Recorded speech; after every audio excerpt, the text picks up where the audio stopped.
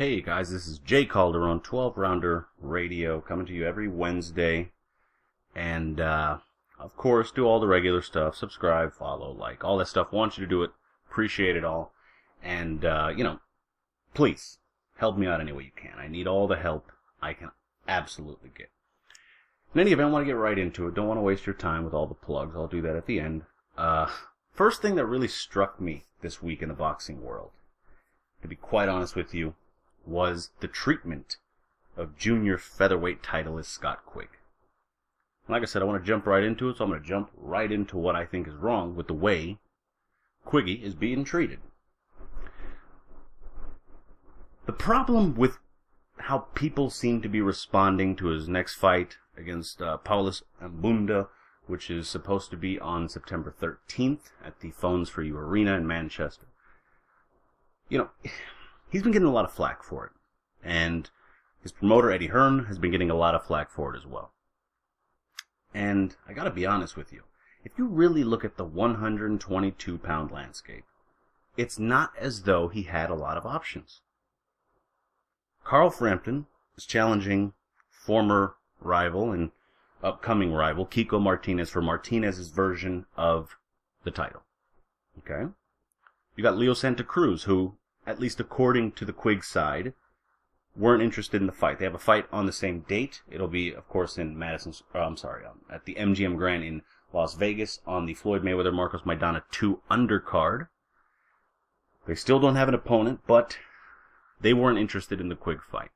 Okay, so take that at face value. They've said it enough that if they were completely wrong, they should have to expect that they'll be called out on it. So I'll take them at face value and say, you know what? It probably did happen. They probably attempted to make that fight. Okay. So, really, when you look at it, at 122 pounds, who is Quigg supposed to face at this point? Who's he supposed to go after? What, are you going to say Kid Galahad? No, I like Barry Awad. I do. I think he's a good fighter. He's an interesting fighter, young fighter. It's always good when a division is very loaded, especially when a lot of the talent from that division comes from, roughly speaking, the same area. You can make a lot of very interesting fights that capture the imagination, if you will. I'm all for that. I got no problem with that. But really, I mean, Hearn said it himself. What has Galahad done up to this point that would make you think he should get that fight? I mean, let's put it this way. Even if you're a Galahad fan, outside of the Quigg fight, what fight thus far, maybe with the exception of Jazza Dickens, what fight has Galahad been a part of that you were like, this is the fight I wanted to see all year? You could be the biggest Galahad supporter. Has there been a fight in his career thus far where you could legitimately say this is the fight you're most looking forward to? Throughout the entire year, like this is the fight, this is what boxing has been building up towards.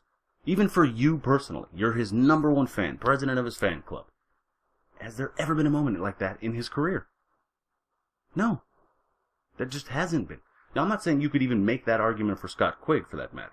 But Quigg has other options. Frampton seems out of the question for Galahad at this point. He's tied up. He's looking for big money. He's a big draw. He has plenty of other options himself. Martinez wasn't even thinking about Galahad. Santa Cruz is not thinking about Galahad.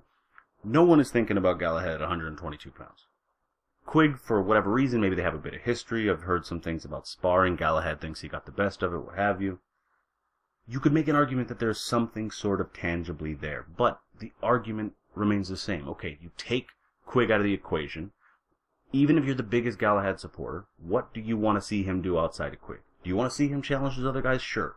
Do they seem even remotely likely at this point? No. So why should Quigg then give a shot to a guy who doesn't have other options? He's calling out the guys at the top at this point. That is his option up to this point. Why should he give him that choice when Quigg is not going to be greatly compensated? I mean, it's just not going to be the case at this point. Galahad is not at that level. So in my opinion, you got to rule out Galahad. He just doesn't have, let's put it this way, he doesn't have hardcore boxing fans' complete support just yet in that fight because he hasn't proved it to hardcore fans. He doesn't have enough casual fans on his side to make that fight, if it was a bit less legitimate in terms of whether or not he deserved it, it could still be legitimate in that it would bring forth a lot of money. He doesn't have that sort of fan in terms of his casual fans either. He's a fighter who's good, but he's up and coming and really hasn't earned the shot. And Quigg, because of his situation where he can't get a big fight, it seems like an easy enough fight to make. But you have to think long term. What is this going to do for Quigg? At the end of the day, if he beats Galahad, from a credibility standpoint, while it might make a little more money, while it might be a little bit more interesting a fight just because of the domestic situation, if you really look at it, if he beats Galahad, would it be that much more than an Mbunda win? Not really. Not at this point. Galahad just hasn't proven thus far that he's that much better than Mbunda. He just hasn't. I think, from the little I've seen of Mbunda, I'll be honest, I think he could be better than him. I would argue he's better than him, but that doesn't necessarily mean that he is, and he certainly hasn't proved that at this point. So, of course, boxing fans are going to say, well, wait a minute, J. Caldron. They're going to say my whole name like that. What about the one guy you haven't mentioned that no one seems to be mentioning? Not Eddie Hearn, not Scott Quigg, not you. No one. No one seems to really be mentioning the legitimate champion at 122 pounds, Guillermo Rigondeaux.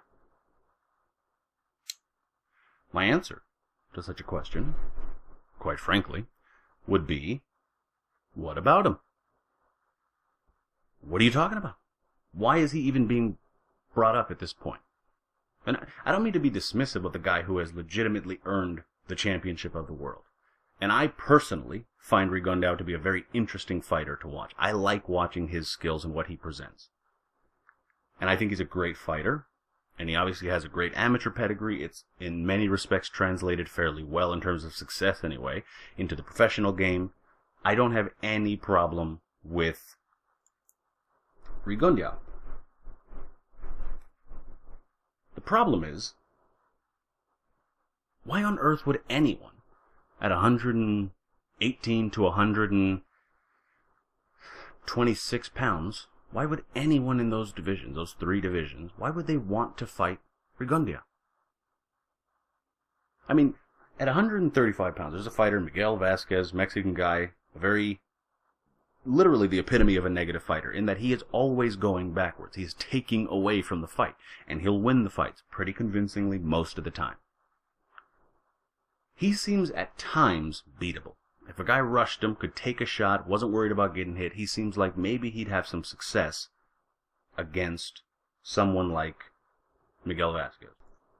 But if you really look at it, there's not a lot of people that are lining up to fight Vasquez.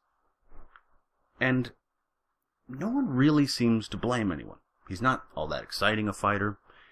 He's not like a big one-punch knockout artist. He doesn't have, such a massively tremendous amateur background.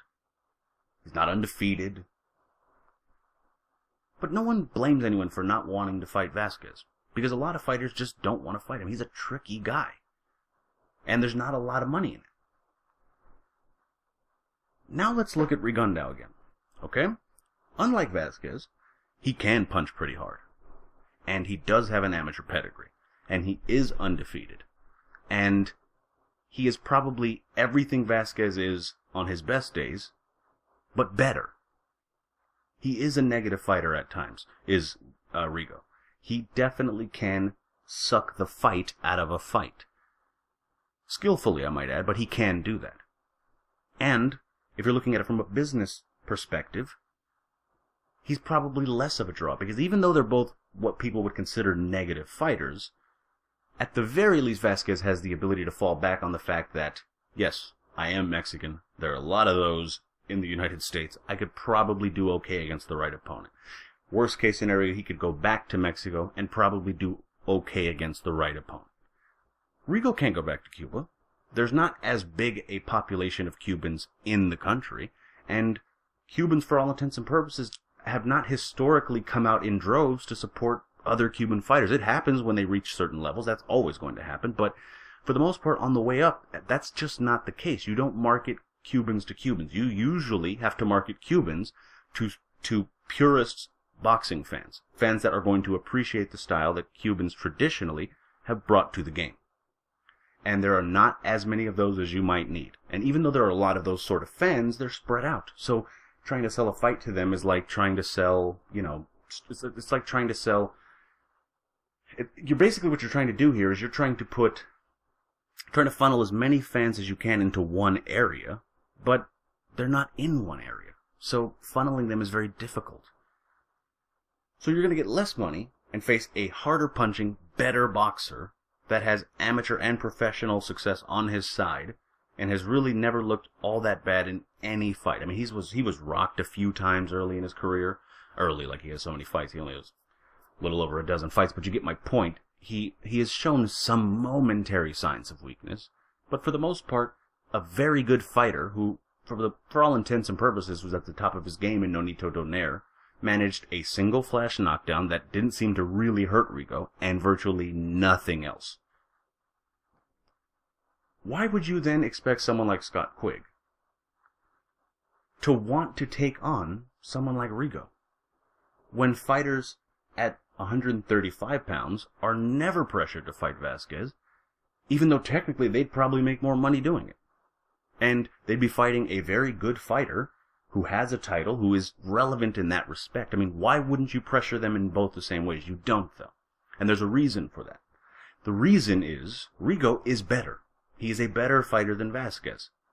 So you want to see him take on these guys, and you want to see if those guys can take him on. Well, if that's your only problem, if that's what you really are after, I'll tell you right now, don't worry about it.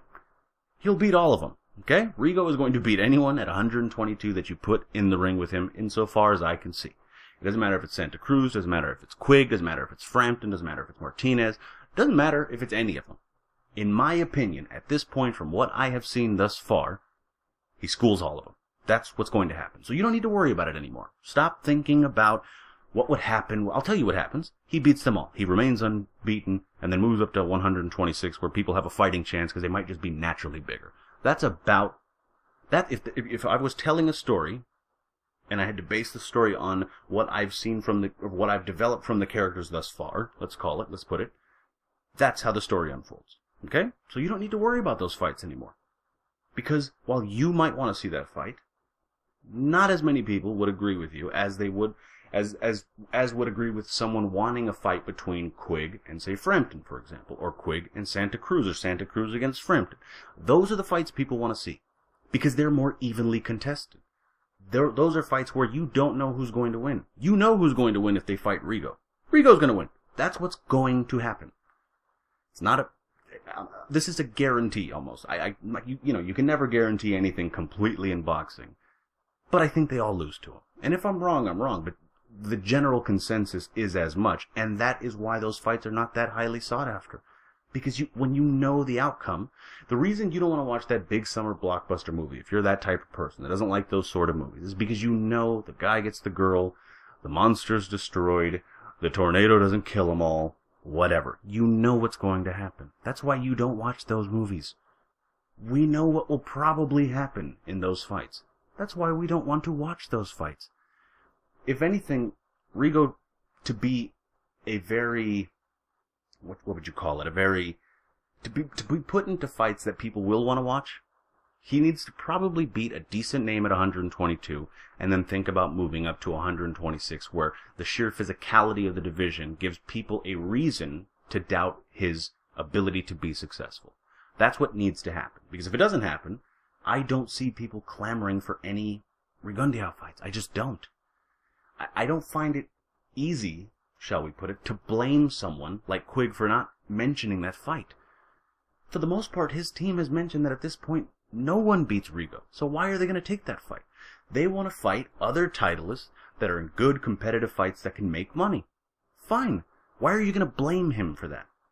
It's not like Mayweather, who claims to be the best fighter ever. I mean, he has a little slogan, TBE, the best ever. Okay, if you're going to want to prove that, you need to prove that against fighters that aren't going to be the biggest draws, that aren't going to be the most exciting, but you need to do those sort of things. Not to say Mayweather is doing that, but you need to do those sort of things if you want to have any legitimacy backing such a claim, because you need to prove it. Sometimes that doesn't mean you get the biggest payday for it, but it means you took the biggest challenge, and sometimes the biggest challenge and the biggest payday don't coincide.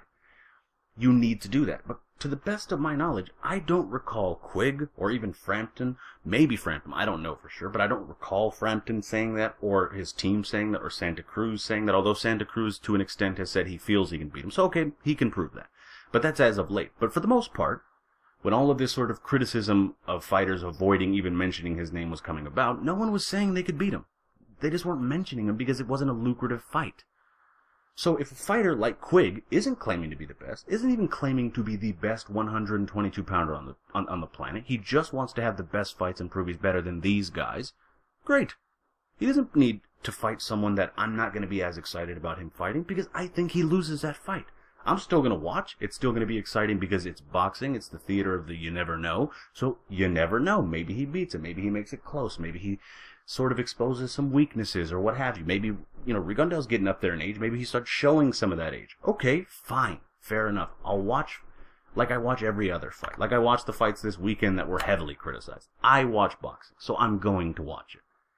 But do I want to see that fight over Quigg versus Frampton? Or either Quigg or Frampton versus Leo Santa Cruz? No. Not even a little bit. Like I said, what I want to see with Rigondeaux is him moving up, probably. Because that, to me, is the only thing that adds any drama to his fights. Because maybe just being chin-checked by a guy who weighs a little bit more than Rigo might be used to is sort of more interesting than him beating guys that I expected him to beat before the first bell rang. I just don't find that to be that exciting. And I know you guys want to show, that all you Rigo fans want to show how impressive he is. He is impressive. But he's so impressive that I don't need to see those fights. I know the outcome. Okay? So I don't want to see those fights. I want to see fights where I don't know the outcome. It's not as though it's a tune-up or it's just a stay busy fight for Rigo, but he is so skilled that it just seems like it's inevitable he will win. I mean, think about it this way. If you're a fighter that can outbox him, which you will not be for the record, and you're a fighter that can get through and tag him, maybe even wobble him or hurt him a few times, which, again, is going to be unlikely. Think about it this way. If he's down on the cards, he has enough power to potentially change the outcome of the fight anyway. I'm sorry, that's a pretty good package. And that sort of package leads me to always think he'll probably beat guys that are around his actual size. He starts moving up, it becomes more interesting. It's unfair to make a guy move up when he might not be physically ready, but that's the only thing I can think of that excites me about his fights. I don't think Quigg beats him. I don't think Frampton beats him. I don't think Santa Cruz beats him. I'll watch any of those fights. But if I have my choice, I'm going for the fights that most excite me. And those fights don't involve Rigo. In any event, there's the rant on the unfair criticism of Quigg. And, of course, be sure to click over to part 2. I'm going to be talking about Brook. That's Kell Brook versus Sean Porter. It's happening this Saturday in Carson, California at the StubHub Center. Quickly building a reputation for the house of so many good fights. Also be looking into a little bit of Andre Durrell's challenge of Saki Obika at super middleweight, which will be happening on the undercard of Brook versus Porter. So be sure to click over to part 2. And of course, subscribe, comment, share, like, all that great stuff. And follow 12ROUNDER Boxing on Twitter. But of course, before you do any of that, or maybe at the same time, click over to part 2, where I'll be hitting you with a little bit more.